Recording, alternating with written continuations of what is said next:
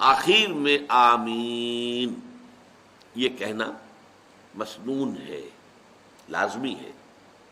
اور نوٹ کیجئے کہ یہی آمین یہ یہودی بھی کہتے ہیں، عیسائی بھی کہتے ہیں. ان کی بھی دعاؤں کے بعد آمین آمین کے الفاظ آپ کو ملیں گے. یہ پرانا لفظ چلا آ رہا ہے آمین.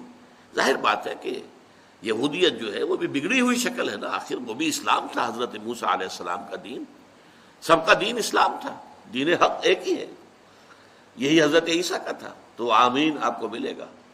اختلاف اگر تھوڑا بہت ہے تو وہ یہ ہے کہ نماز میں جب ہم یہ پڑھیں تو آمین جو ہے بلند آواز سے کہیں یا یہ ہے کہ اپنے دل ہی دل میں کہہ لیں. یہ اختلاف ہے.